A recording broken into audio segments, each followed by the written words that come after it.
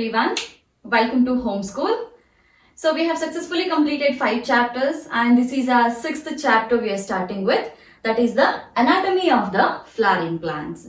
So in the previous chapter we had studied the morphology part and we had also seen what is morphology. So morphology is basically the external characteristics of a plant or any organism, whether it is a plant, an animal, whatever it is. So morphology it defines it as the study of the external characteristics of any organism. So similarly, when you speak about the anatomy, it is mainly the study of the internal structures of an organism. So the name suggests that we are going to study some internal parts of the cell or internal parts of an organism, that is the plant here. And more specifically, when you look into the internal part of any organism, whether it is a higher organism or a lower organism, so what usually there will be there in the internal part, it is mainly made up of different types of cells or aggregation of cell, which we call it as a tissue, isn't it? So directly we will state it in this way, or directly we will frame it in this particular way, that we are going to study different types of tissues in this particular chapter. Alright, so there are many types of tissues. So since like plant is an eukaryotic organism, definitely there is an aggregation of various types of cells, and those aggregation of the cells are called as a tissue, and many tissues together are called as an organ. So sorry, organ, and then many organs together are called as a organ system. So this is the hierarchical level which we had studied somewhere in our previous chapters, first or second one. So cells, when we study it, usually, so like what is a structure of a cell, what are the internal parts of a cell. So to study that concept, we have one separate chapter. We will see it there. So now what we will do is aggregation of the cells. Okay. So many cells together are forming tissues, and likewise there are many such types of tissues present in the plants. So those different types of tissues we will be studying here. So though there are many types of tissues, based on the capacity of the division of that particular tissue, whether the cells that are present in the tissue are able to divide or they are not able to divide. So based on this, okay, based on this particular criteria, the tissues are being differentiated into two forms here. So firstly, anatomy is mainly the study of internal features or internal characteristics. Internal features or internal characteristics. Now, in the what do we study in that particular internal character? So internal character, we are mainly studying the aggregation of the cells. We are not studying single cell here. It is the aggregation of cells, that is the tissues. Okay, so we are studying tissues here. So now, as I said, based on its capacity to divide, these tissues are being differentiated into two types. So firstly, it is meristematic tissues. It is meristematic tissue. And the other one is the permanent tissue. Permanent tissue. Or in other terms, we can simply say that these are meristematic tissues and these are non-meristematic tissues, or these are dividing cells or these are non-dividing cells. Okay, so it is mainly based on its capacity to divide. Its capacity to divide, and these are able to divide, whereas these are not able to divide. So these are called as the dividing cells. The cells which make up the meristematic tissues are called as the dividing cells, and the cells which make up the permanent tissues are called as non-dividing cells. They are called as non-dividing cells. So now we will see what exactly are the characteristics of the meristematic tissue. As I said, meristematic tissues or the cells of the meristematic tissue are the dividing cells. So, we usually see that plants, day by day, the plants will be growing. So, when we see naturally, when we see generally, when a layman sees it, he feels that the growth is taking place in each and every region of the plant. So, let's imagine there's one small plant. So when a layman looks at it, so he feels that as in it is growing, the growth is taking place at each and every part of that particular, each and every region of that plant. But that is not true. So what exactly happens is, growth is usually confined to particular regions of the plant. Alright. So only in the regions where the meristematic tissues are located, only in that region, the growth will be seen. So we will study the meristematic tissues. Meristematic tissues. So, how exactly, or what is the nature of the cells which are present in this particular tissues? So, those are the dividing cells.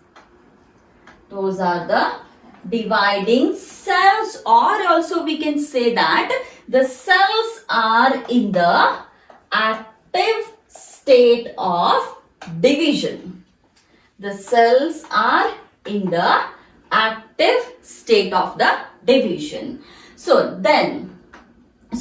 as I said, growth is only confined to particular regions here, and that particular region where these meristematic tissues or the dividing cells are present, such a region is called as an meristematic zone.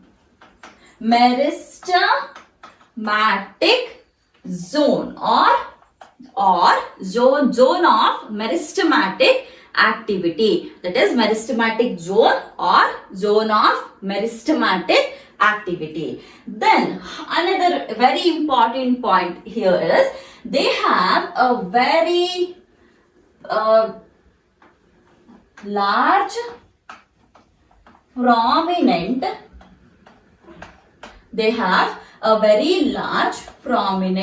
nucleus, and also they have dense cytoplasm.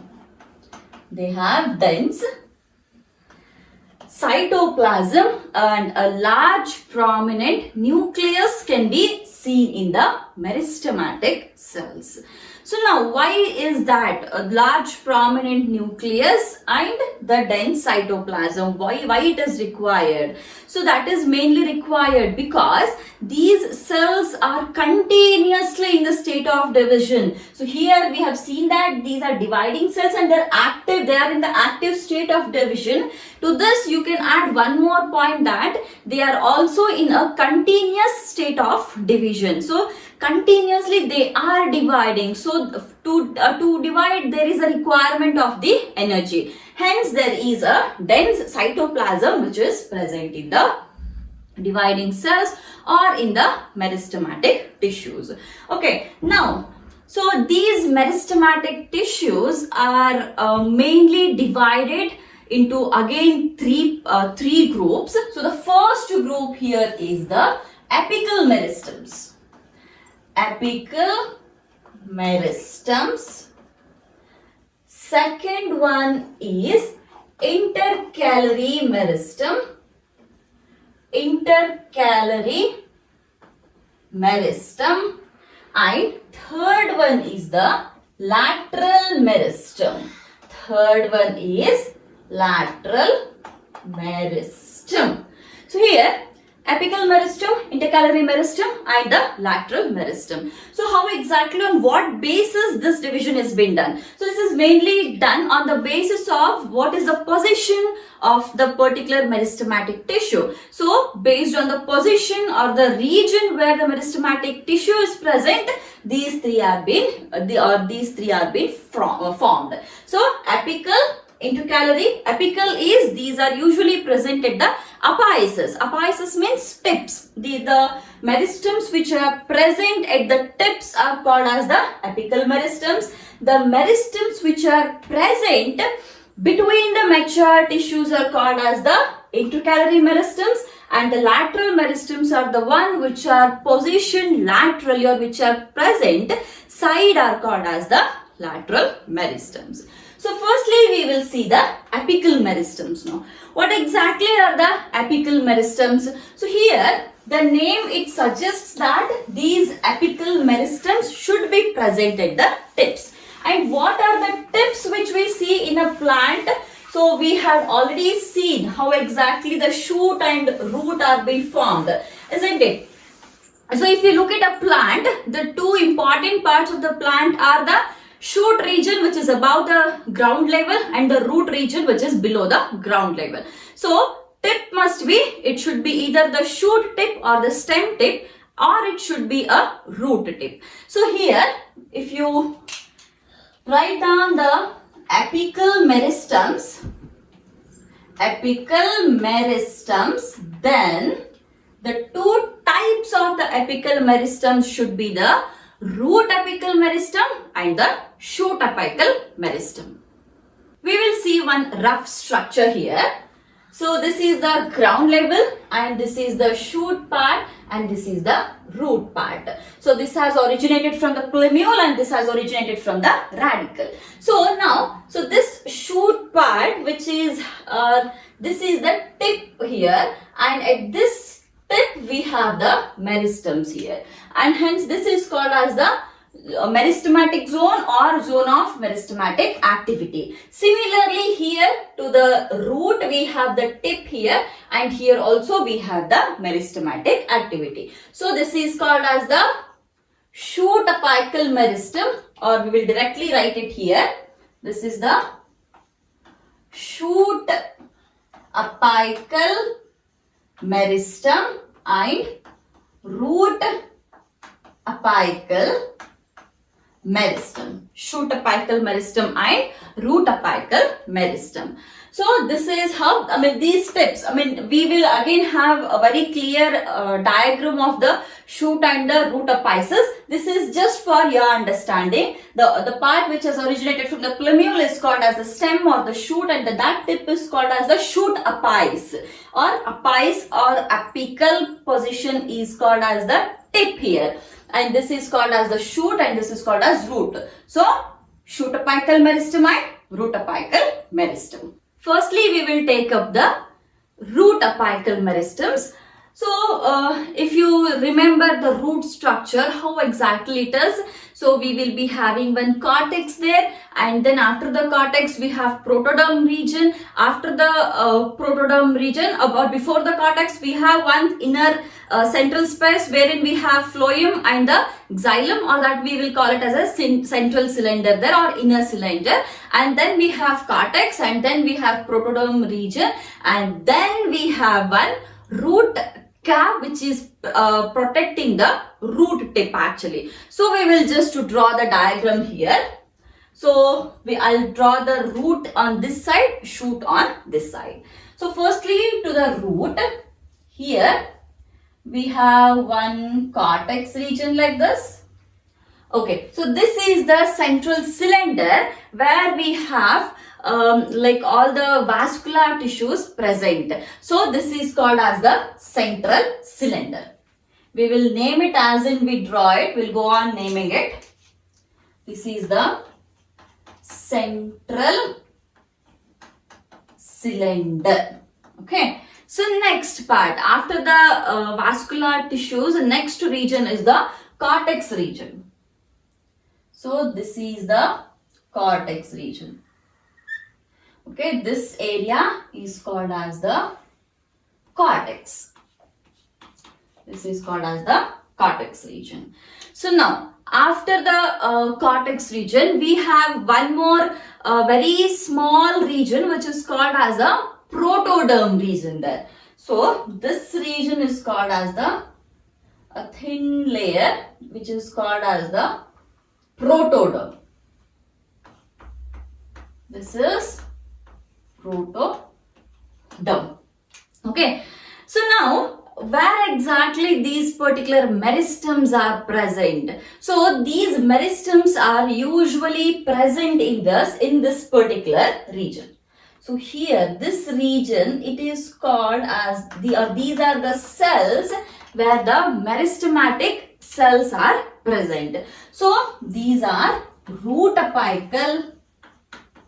These are root apical meristems. These are root apical meristems. So now this is like how exactly it acts as if there is any wear and tear. So since this is usually deposited in the soil, so if there is any wear and tear, then this particular region can form the cells on this side as well as this side. So these have the capacity to form new cells on this side. It can also form the new cells on this side. So on the both sides, it can form the cells here. Okay. And then, so this is called as the root here. So I also said that there is one root cap which is protecting the tip of the root. So this is called as the tip of the root. So from this particular region, so here from this region, you have one cap-like structure like this. A cap-like structure which is called as the root cap. Which is called as root cap. And this region, okay, this particular region, this is called as a region which is initiating the formation of the root cap. Hence we call it as initials of the root cap. This is called as initials of root cap. That is because it is initiating the origin of the root cap or the formation of the root cap.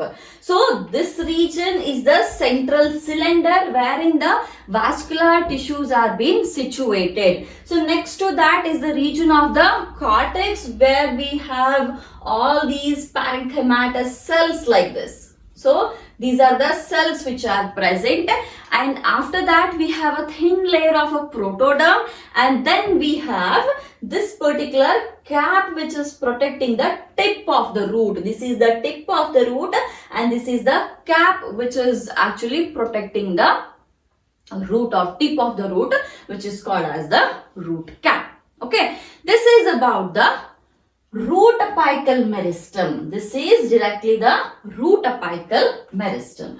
Moving on to the shoot apical meristem here. So shoot apical meristem, as I said, so this is the shoot apical and this is the root apical. This is the one which we have seen now. Moving on to the shoot apical meristem here. Here what happens is, so if you remember a plant, let's imagine this is a plant and this is a root part.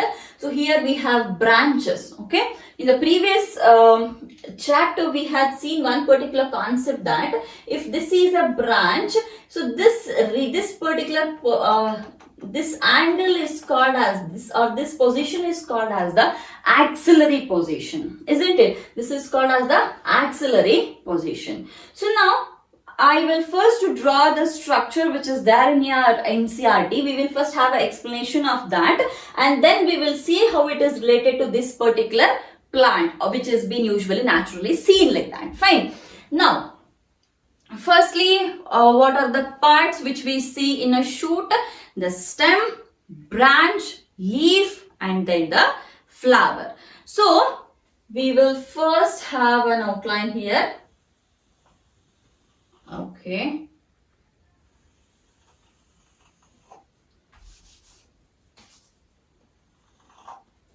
See, the plumule which gives rise to the stem or the shoot is also giving rise to all other parts of the stem like the leaves, branches and everything. So all that is also formed from the plumule only. Okay, so now we have to show how exactly the tip is growing as well as the branches are being formed here. Fine, so now we have one structure like this.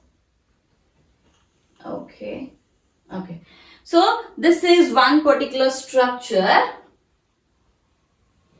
Here it is coming like this, and then just a second.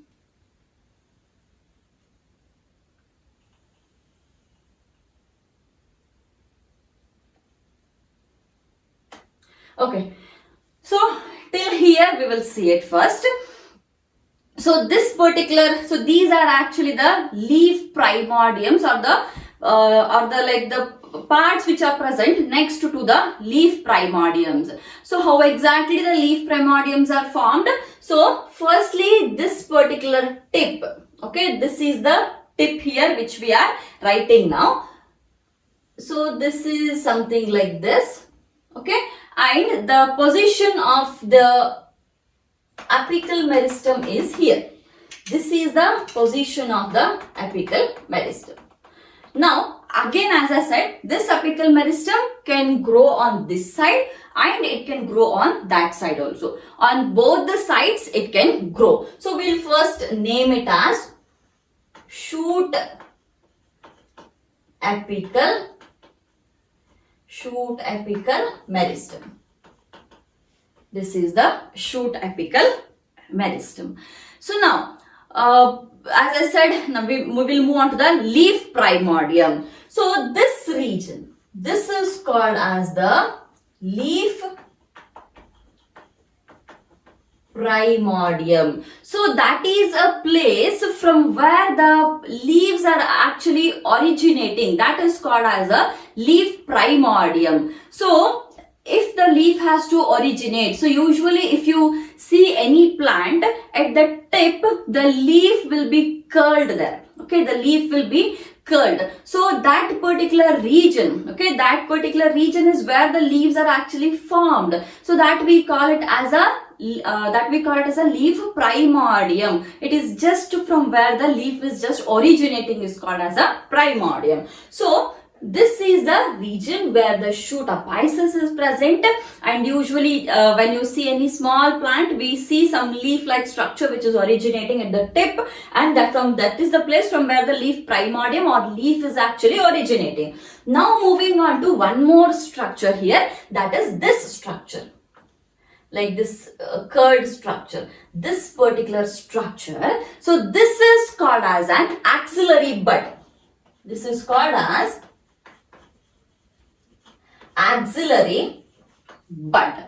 So this axillary bud is something usually, okay, usually when the stem has been formed, the leaves and when the leaves are getting formed and the stem is getting elongated, as in when the plumule is just originating, or when the plumule is just growing, it is forming the stem. As in it is forming, it has to start growing also. Elongation of the stem should take place. So during that particular elongation of the stem, the leaves will be formed. So during the formation of the leaves and elongation of the stem, some cells, okay, that is, this is the elongation of the stem, this part is elongation of the stem, and this region is the leaf primordia. So this is the formation of the leaf and this is the elongation of the stem. So when these two are taking place, so I guess you have no doubts with this. I'll just wipe this so that you have a better understanding with another diagram also.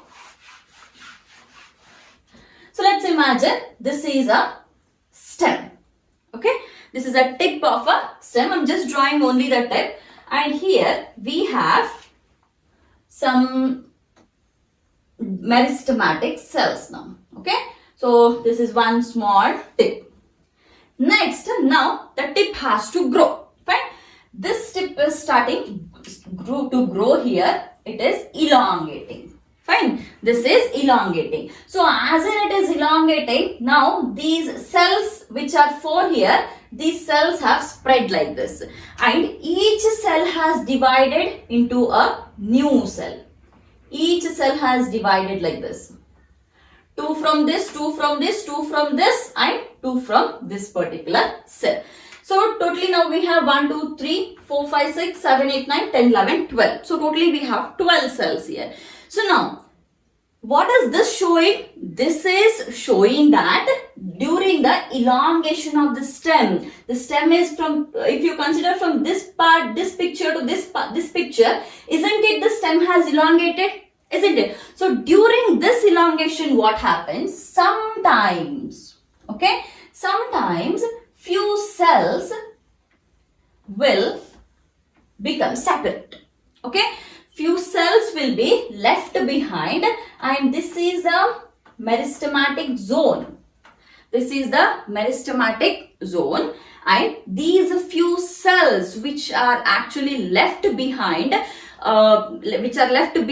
the shoot apical meristems, these meristems will now form a bud-like structure. These will now form a bud-like structure like this. Okay, so this is what we are drawing here. This is the place from where the leaf primordia as well as the axillary bud is being formed. So during the formation of the leaves and elongation of the stem, some cells which are left behind from the shoot apical meristems, those will constitute this axillary bud. Okay, they will constitute this particular axillary bud, and such buds are present in the axil of the leaves. So here, this is the leaf. Okay, we will just widen it up. We'll just widely open it. Let's imagine it is like this, so that it is easy to understand for you the axillary position. So this is a leaf primordia which has come out like this. Now this is the axillary position. This is the axillary position. Here is the bud formed. Okay. So hope you have understood this. So I repeat it again. Such buds, that is the buds which are formed due to which are being formed by the cells which are left behind in the shoot apical meristems. So those cells will form the axillary bud, and that axillary bud is usually present in the axil of the leaf. And this bud which is present in the axil of the leaf, this particular bud, this bud can either form a branch or it can form a flower. Okay, so this is about the shoot apical meristem and the root apical meristem. So we had seen three types of meristems. First one was the apical meristem, second one was the intercalary meristem, and third one was the lateral meristem. So apical meristems we have seen. So now we will move on to the intercalary meristems and the lateral meristems. Intercalary meristems. So as the name suggests, it is present in the intercalary. Inter is between, isn't it? So inter is between. Intra is within, inter is between. So as the name suggests, these are present between or inter two mature cells. So the intercalary meristems,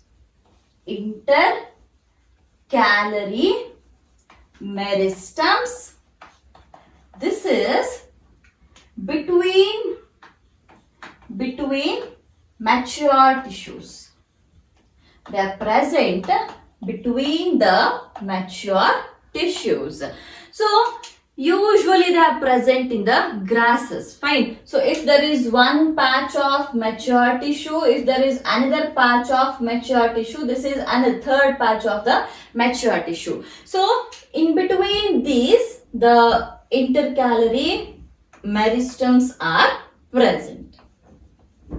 So this is mainly present in the grasses. That is why that is the reason behind the presence, or its major presence in the grasses is that usually grasses will be feeded upon by the cows or cattle or anything. So as in those animals will come and graze on it, there are many chances that the grasses will be harmed, or the grasses will be they will be subjected to the wear and tear. So if there is any part which is removed by the grazing of the cattle, then that part is again replaced, or that part is being repaired, or it is again renewed by these particular intercalary meristem. So for example, if this, now we have two sets of intercalary meristem. If because of the grazing by the cattle, let's imagine this part is gone. Okay, this part is gone. So now since there is an intercalary meristem which is present here, again this will renew all the parts which were being removed by the grazing of the cattle. Okay, so that is called as the intercalary meristem.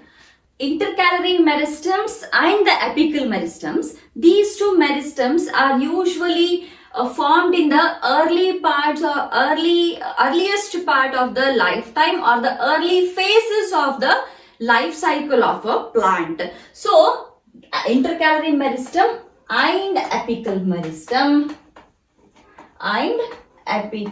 meristems, these are called as primary meristems. These are called as primary meristems. What is the reason of calling these two as the primary meristem?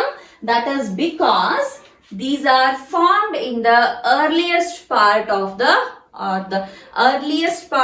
life cycle of a plant or early lifetime of a plant. Hence we call them as a primary meristem.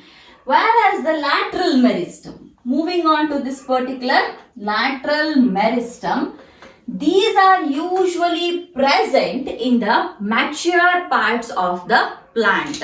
So which are the regions which we call as the mature regions of the plant? So for example, we can take the woody axis. Okay, the regions where the woody axis is being seen or it has been formed. So such regions are called as the mature regions. So we can see the lateral meristems in such regions.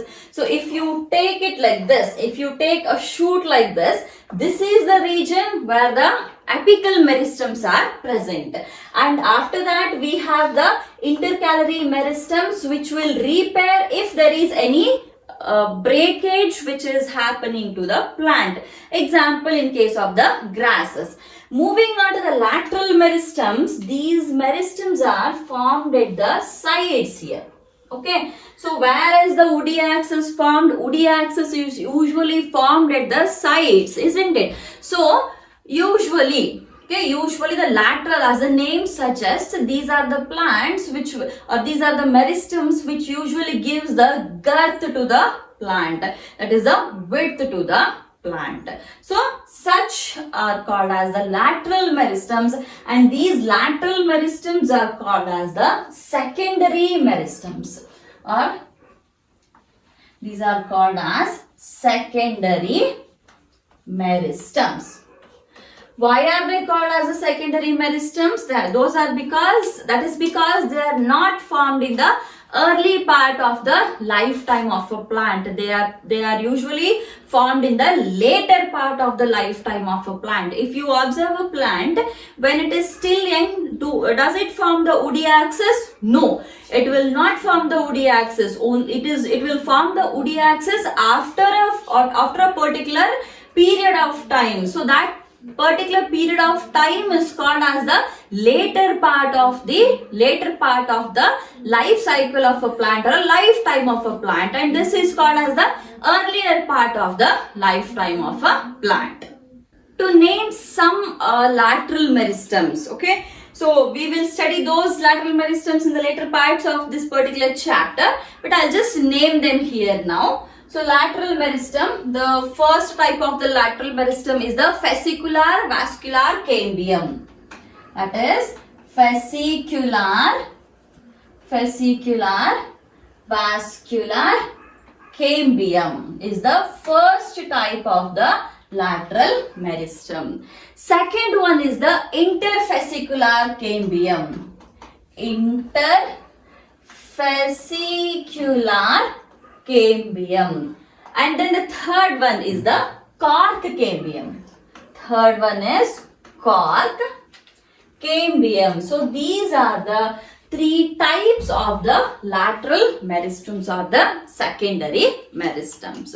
So this is about three types of the meristematic tissues, that is the apical meristem, intercalary meristems and the lateral meristems. Among them, the apical meristems and the intercalary meristems are actually the primary meristems and the lateral meristems are the secondary meristems. That is because these lateral meristems are usually formed in the later phases of the lifetime of a plant, whereas the apical meristems and the intercalary meristems are usually present in the early part of the lifetime of a plant body. Now, this is about the meristematic tissues. Now, second is the permanent tissues, which we will take up in the next video. But I will just give a small linkage between the meristematic tissues and the permanent tissues. So let's imagine we have one particular meristematic tissue. Okay, so this is a meristematic tissue. Now, what is a meristematic tissue? If it is a meristematic tissue, then it should be in a state of division. So let's imagine this cell is now divided. Okay. So now when it divides, so it divides into two cells, and one will remain meristematic. Among the two divided cells, one will remain meristematic, another one will become the permanent cell. So this will mature structurally and functionally. So what do you call it? When do you call it a meristematic tissue as a permanent tissue? So how it is we have some group of cells. Simply they are dividing.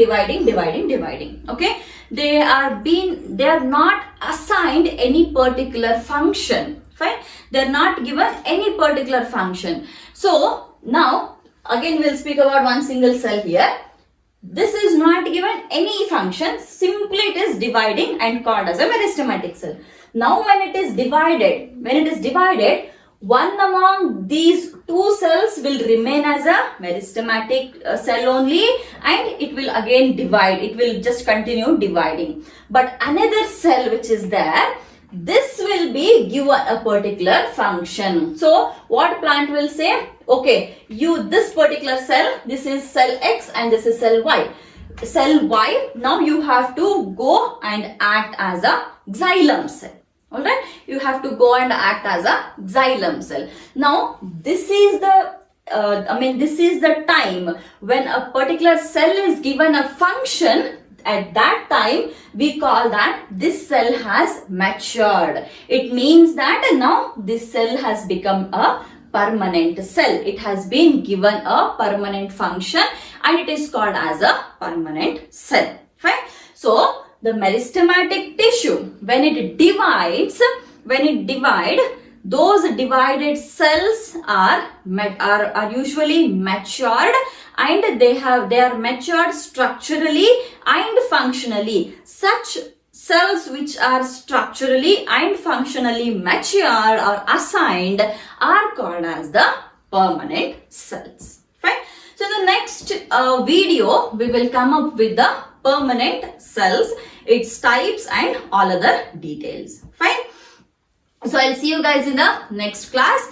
So till then, just keep watching the videos.